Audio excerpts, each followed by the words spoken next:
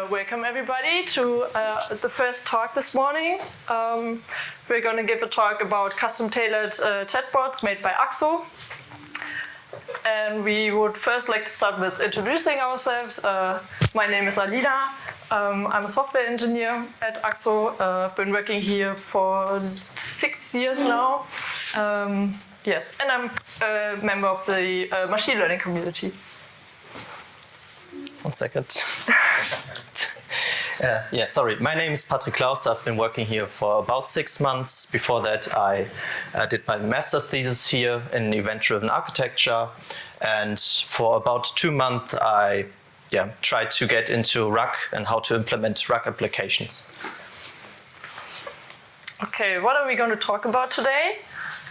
First, we would like to speak about why do we need custom-tailored chatbots, or what is the motivation behind that. Then we're going to talk about Retrieval-Augmented Generation, short RAG, which is a way to solve this. And then we're going to show one simple and one more advanced implementation. So we're going to look a little bit into the code, and we'll finish with talking or presenting a little bit about what we did at Accso regarding RAG.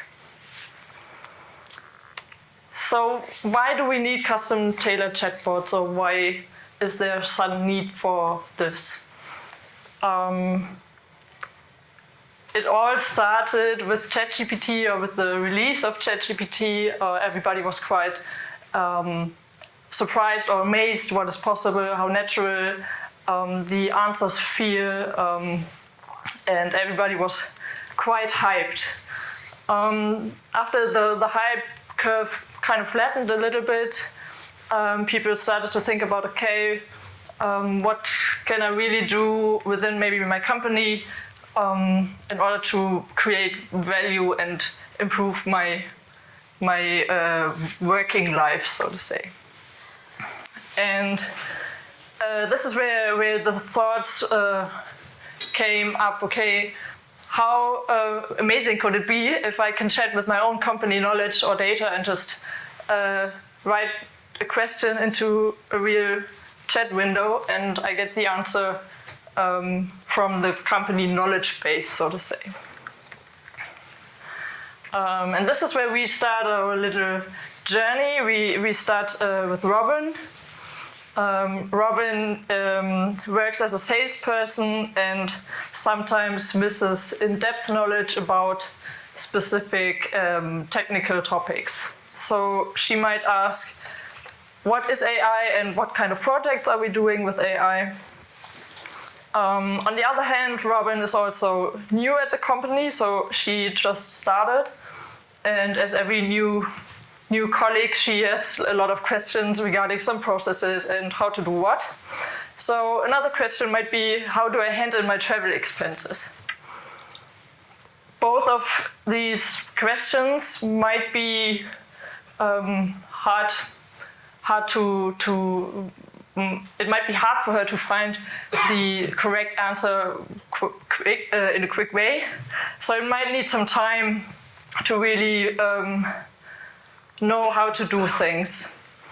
But Robin is smart. She knows, okay, ChatGPT exists. Maybe I just ask ChatGPT and it knows the answer. The problem here is ChatGPT doesn't know the company's knowledge. It doesn't have it because usually the company knowledge is proprietary and is not public. So the large language models do not contain this knowledge. They were not trained with it. And sometimes they don't have the most recent information. So when they're trained, there's like a cutoff date, and everything that happened after this date, the large language models don't know about these things happening. So this is a disadvantage. Robin further thinks, okay, what can I do? So she could maybe take all the documents the company has, or maybe all the knowledge, and give it to ChatGPT.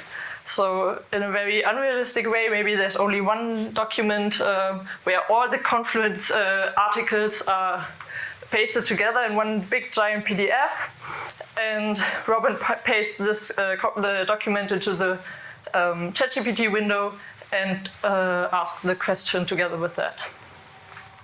This could be a possibility. But the problem is, usually large language models only have a limited context window, so you can't give them unlimited text. If it's too large, then it will be just cut off at some point, and it might miss the relevant information to answer the question Robin has. So Robin has to think further, okay, what can I do? And the next step, so to say, could be to split this document into smaller chunks. And then you have to find the chunks that contain the relevant information to answer the question. But this is also a problem because Robin has to know what are the relevant chunks that are needed. And this is where we get now into the Retrieval-Augmented Generation part. So maybe if I go back, this part with giving the, do you see my mouse? The part with seeing the documents or taking the documents, this is already the augmenting part, so to say, because you augment your question with further knowledge or further information. And now we get to the Retrieval-Augmented Generation. Here we have an offline part that has to happen before everything. You have your documents. They have to be chunked or maybe also further pre-processed. And then they are put into an embedding model. This means you have this, usually the documents consist of text, and they have to be transformed into some kind of numerical representation.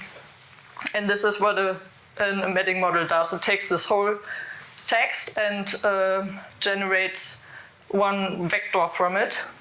And this vector is stored together with a document in a vector store. This is done for all the documents.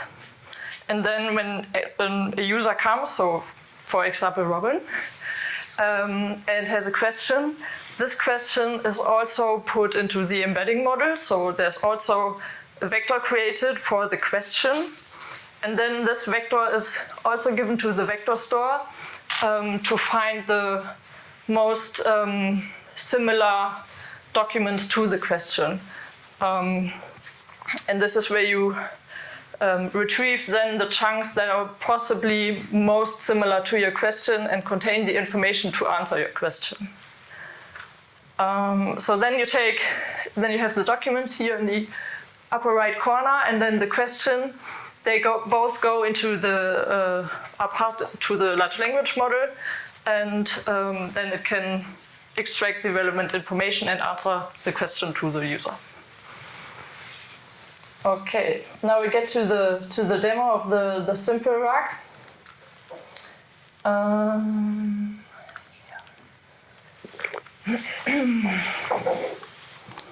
Okay, at first we. Oh, okay. Nein,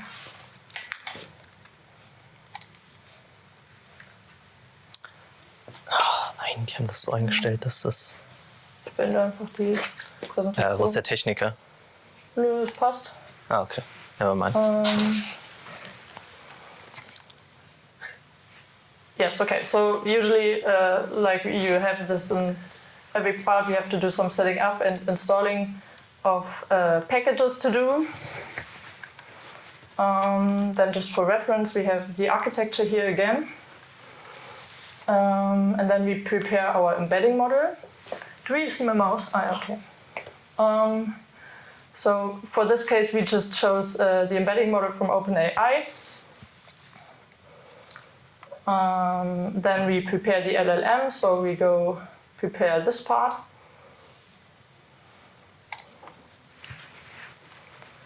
And then we do the initial loading. So we take the document, chunk them into pieces, put them through the embedding model and store them in the vector store.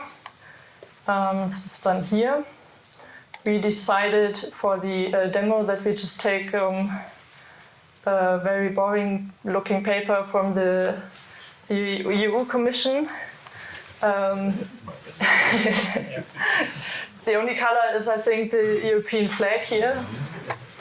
It has about 20 pages and is about artificial intelligence for Europe. So this is just loaded with the URL. Then it's passed into a simple splitter, and these chunks are then added to the vector store. For the vector store, we chose quadrant. It was just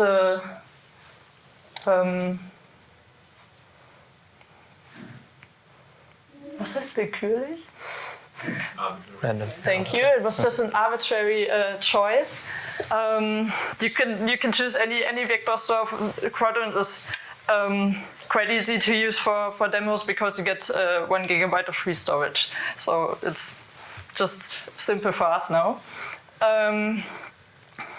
Yes, you can. Here we are in the quadrant dashboard. We have different collections. You can think of collections like a SQL table, so to say.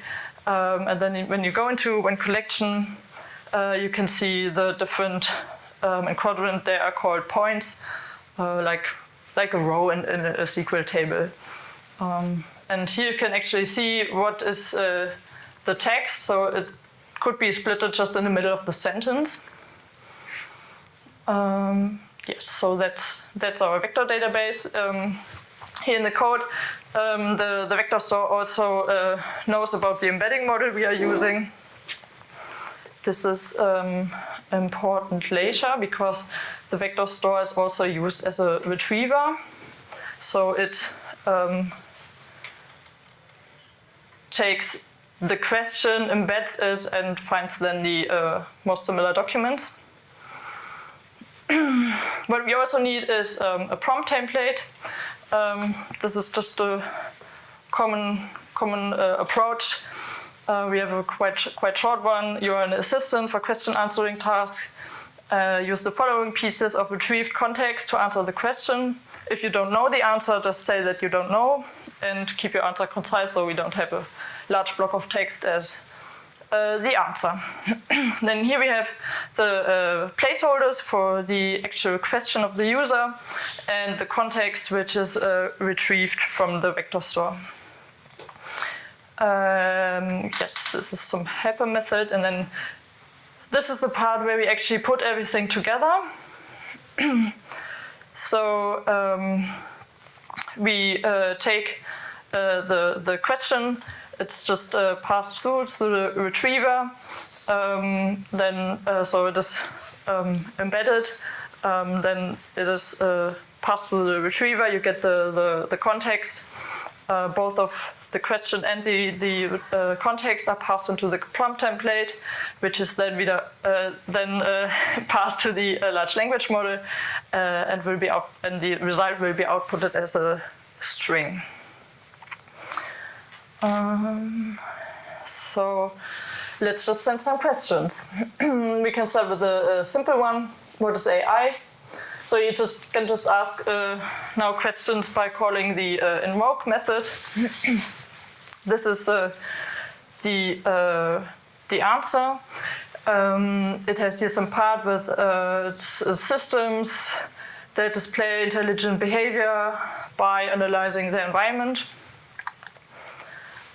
Because I know the document a little bit, I know where to look, and this is also a quite simple questions to start with. So here they have this explanatory box, and here you have the part where the LLM then got the information from.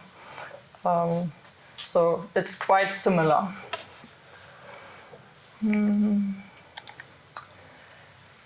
We can now ask maybe some more difficult questions. So maybe how can the EU benefit from AI? Here we have a little bit a larger text block. It can benefit by leveraging its world-class researchers, labs, and startups, and so on. If we look into the document again, then we can see this is probably the part where I got the information from. We have the world-class researchers, digital single market, which is also referenced here. But if you think about it from a contextual view, this part of the document is more about the resources the EU could use when doing something with AI. It's not really about the actual benefits it could have if it does something with AI. So if you're a little bit critical, you could say it's not the perfect answer, so to say. So it might need some further tweaking and some further adjustments, which Patrick will talk about in a second. What I will quickly show you here now is now everything is quite focused on the OpenAI models. And what we also looked in was how easy can you swap different components. So how easy could you change the large language model or the embedding model or the vector store, which might be relevant if you come into different customer environments because they are also already using one certain vector store, for example. So just for the demo, I also implemented a part with Mistral AI, another French company offering large language models and also embedding models. So we could just execute this. So in comparison, it's basically just one line of code that you change. Then we have to do this. And then we could just execute this again. And then you have a slightly different answer, but now generated with a different large language model. So at first, switching seems quite easy. How you can do the further tweaking now, this is what Patrick will talk about now. And I switch back to presentation. Yeah. So we would think that Robin should be happy now. She has all her knowledge, her documents in a vector store. She can ask the LLM questions about her knowledge base and get answers that are to her liking. But then she asks another question: what if I have different knowledge bases? What if I not only have the vector stores, or not only one vector store, but different collections, but also a relational database or structural data I need to know about on REST API I want to ask. And luckily for her, there are some concepts that also use LLM. I hope that's, can you see it from behind? Okay. Yeah, so the idea behind is that we use a routing scheme. We use an LLM and ask it, hey, you have these different knowledge bases. We give it a description and ask it, with that question, what would be the best knowledge base to answer that question? And then we route to that knowledge base and retrieve the knowledge from there and then generate the answer. But then there comes up another question. Robin doesn't know any SQL. What does she do? There's no interface for interacting with the SQL database or for the REST API. She has no developer that could easily write something up. And for that, she has also a concept using also, again, LLMs, where we use it's called query construction, where we use the LLM, for example, to create a query or create a REST API call. And this is done, I will talk about later, often used in combination with agents. where we give it a list of tools. For example, the query example, I give it a list, asked the schema, an option to ask the schema of the database, and then ask about the definition of the single tables, and then it can create, with that information, it can create a query. And I want to show you some more. We won't go into it, but there are some more concepts. For example, query translation is interesting if the user isn't only asking one question, but many questions. Then we use an LLM to extract every single question, and every single question will answer one by one. I will come up with this later. I will go into it later.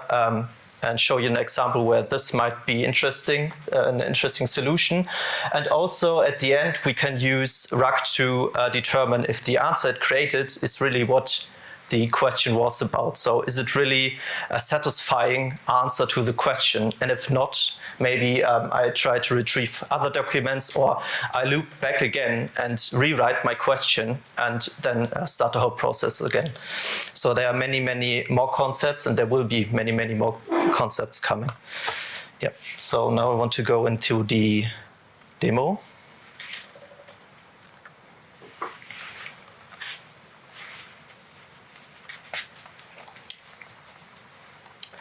Okay, so same again, we have to install some libraries. That's the boring stuff. Then we have to import the secrets. So these are the API keys, the secret keys, etc. We need them to call the APIs. And this is the same thing that Alina did. Basically, we insert the documents into the quadrant vector store. What's really interesting here is we have to look into our strategy, how we chunk. This is a pretty important part of the whole process, because we have to do the decision early on how we want to chunk our documents. Either use small chunks or large chunks, and this really depends on the model we are using. There are models that can better create answers with short answers or small sentences, or with more context given. Right, this is the same thing. We create the LLM, and then we create the retrieval chain. I call it retrieval chain. This is the same thing as Alina showed. What I want to go into here is the main reason why we chose LangChain is because it's pretty easy to understand and pretty easy to write in a short time, write RAG application. And what I like most about it is this little operator. You that have used Linux know this as the pipe operator. It's basically the same thing. For example, here we get the item from the parameter query. We pipe it into the retriever. The retriever then creates an output that is put into the context. This whole dictionary is then piped into the prompt template. The prompt template inserts its, here for example, the question will be ingested, and the context that was created from the vector store will ingested here. And then we pipe this whole prompt template into the LLM. The LLM creates the answer, and then the answer will be passed into a string. That's pretty much it. But it's, if you have seen it often, or I think it's pretty easy to get into and to understand. Right. Okay.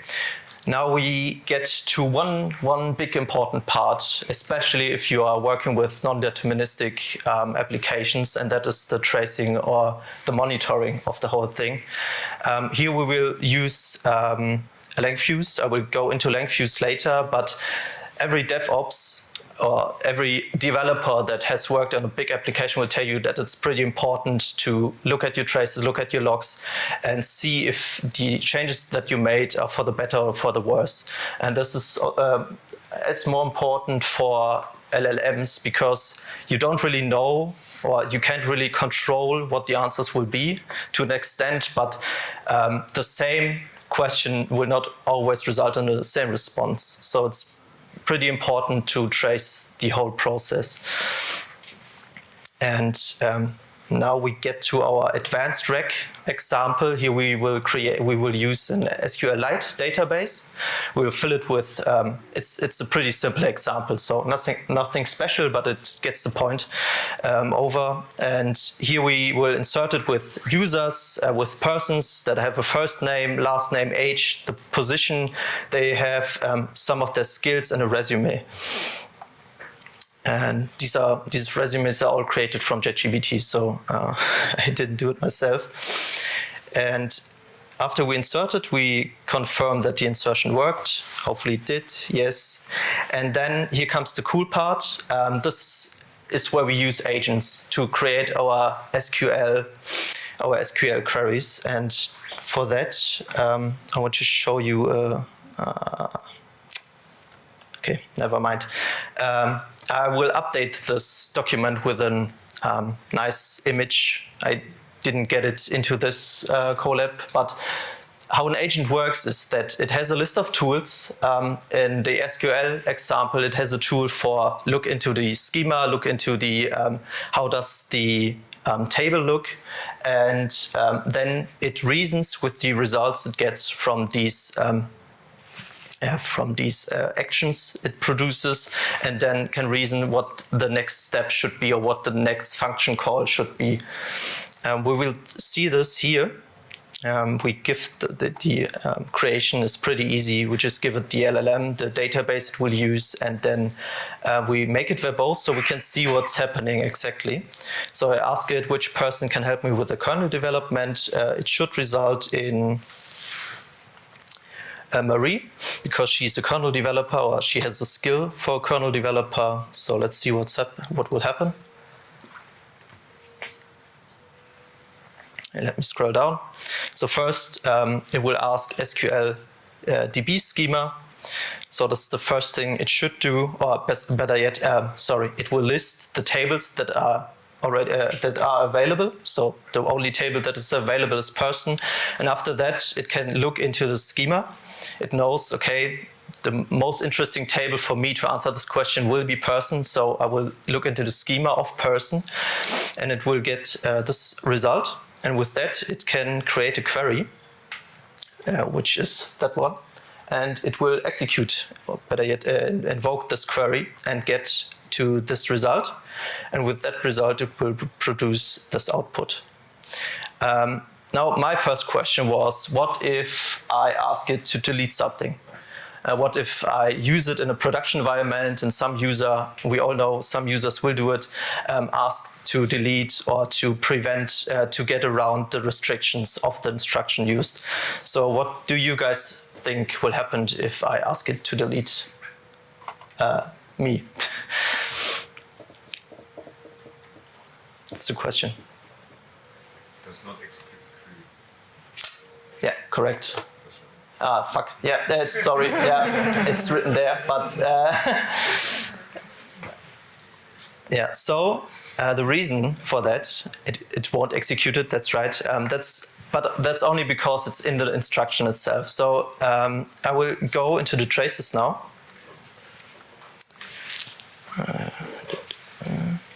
Here's the dashboard, and ich bin nicht autorisiert. Versuch mal nochmal neu zu laden einfach.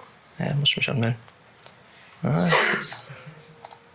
Okay, so we should hopefully.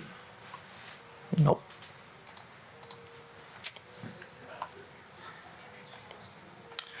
I'm so sorry.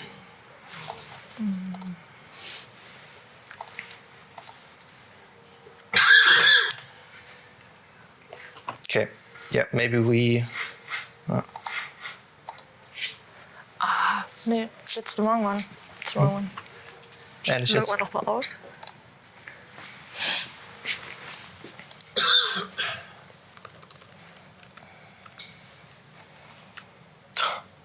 Yeah, can skip it. No, I can skip it.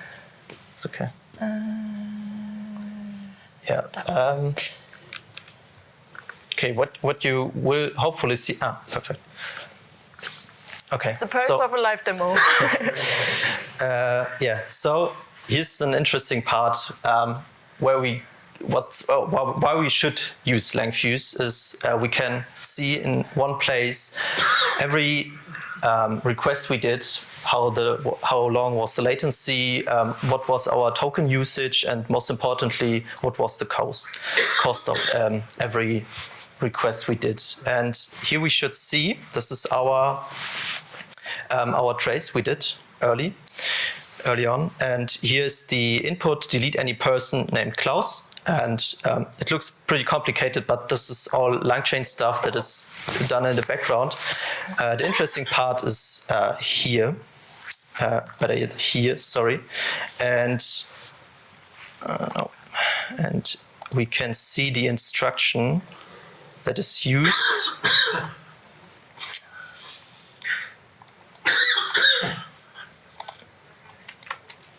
How is it?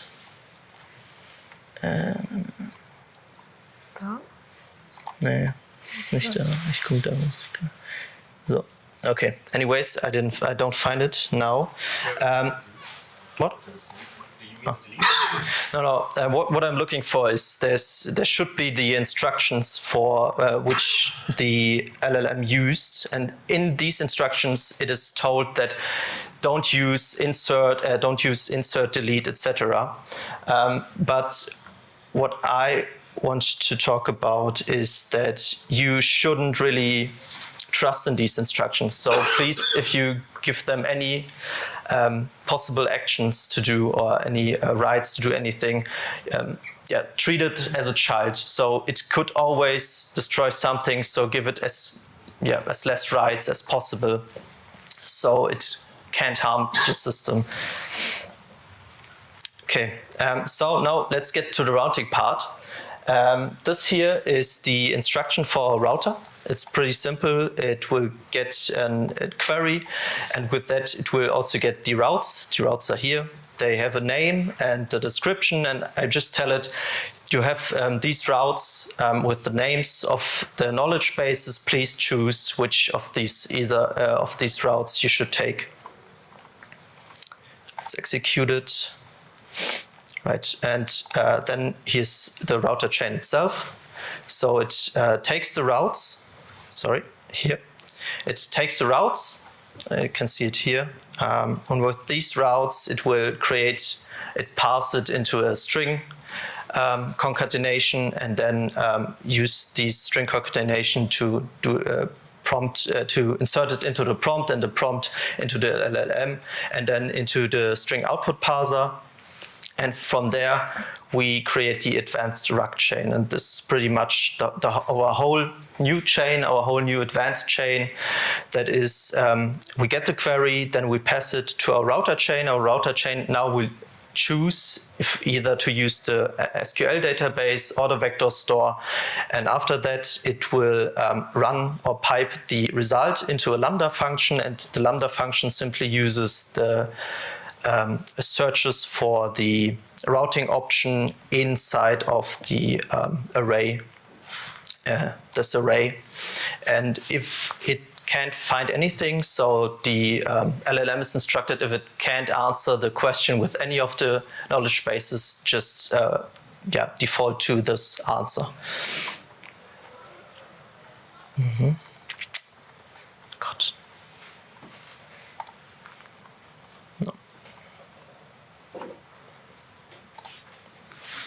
Yeah, so what will happen if we ask it, if it can help me with, or can find a person that can help me with kernel development, it will automatically choose the right knowledge base because the router, the LLM answered with the right knowledge base name.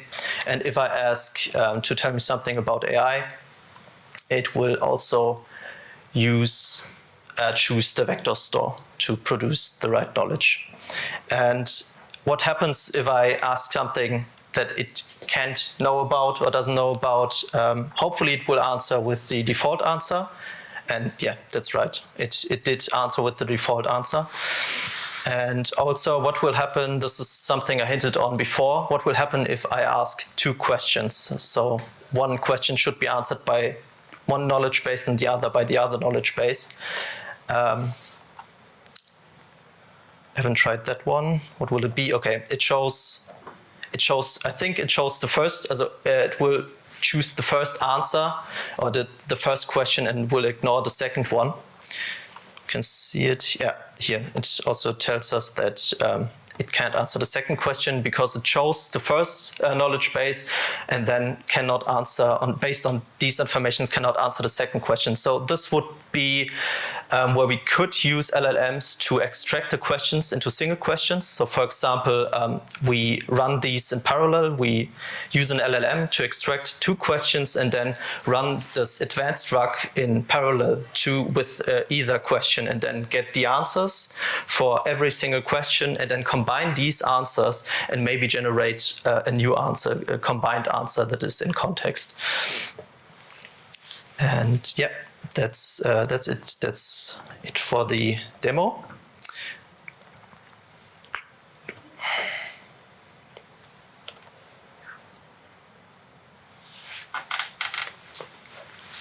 So with that, some considerations for advanced usage, and that is with increasing brain power comes increasing costs.